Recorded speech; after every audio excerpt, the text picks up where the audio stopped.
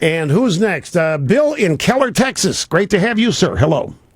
Hi, Rush. How you doing today? Very well, sir. Thank you very much. Yeah, I heard you talking earlier about someone who had called you about Obama's Harvard experience. And I had some questions, too, that I've been kind of wondering about. I went to Occidental College quite a few years, of course, before Obama, but tremendous difficulty getting in that school.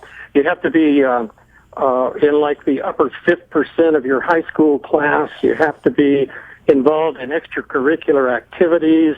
They like it if you're a student body officer, captain of the football team, those kinds of things. And I've wondered the entire 4 years that the president has been in office, how in the world he ever got in there, because according to his book, he was such a reprobate in high school. And wondered if you had any thoughts on that. How he got into Occidental? Yeah, I don't see how he did based on. Well, you would know better than I. You went there. Yes, I did. So, what do you think it could be?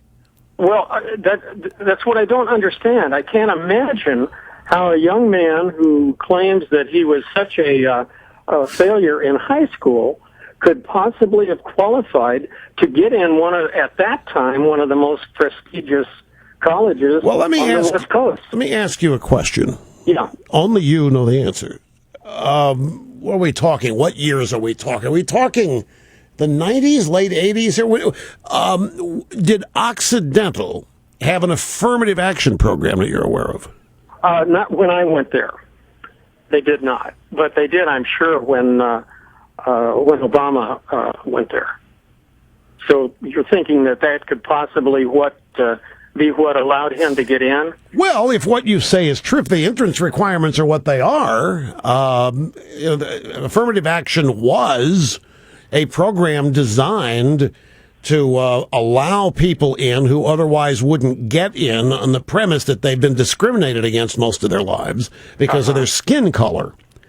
And as such, these universities and any business that had any interaction, regulatory or otherwise, with the federal government, they implemented these programs and they took them to degrees that weren't even required just out of fear of the government harassing them.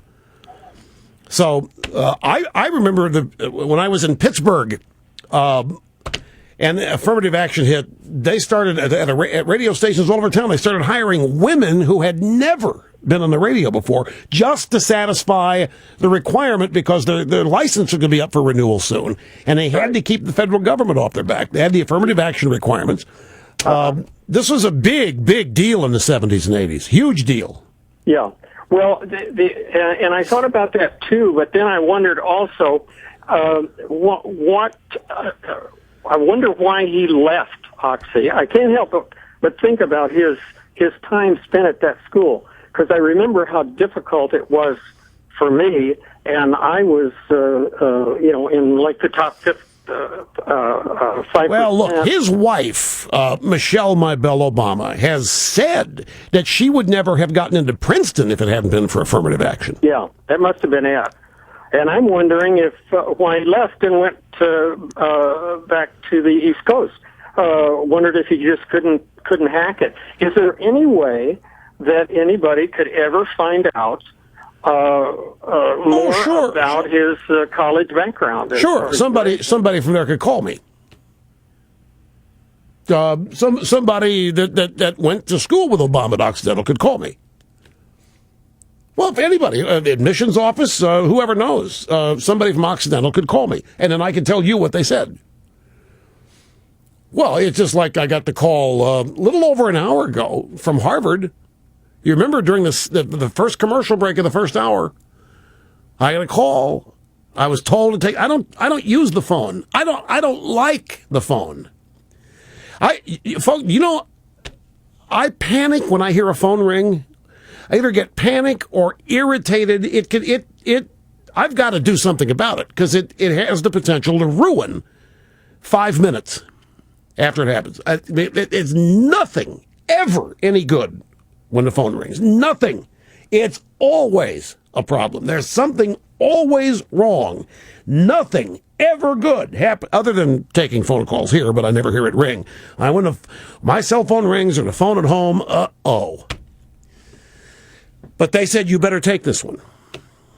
So I picked it up during the break, and it was somebody from Harvard, and they said that Obama got the worst records or worst grades of anybody in the history of Harvard, and that professors were covering for him when he wasn't even going to class.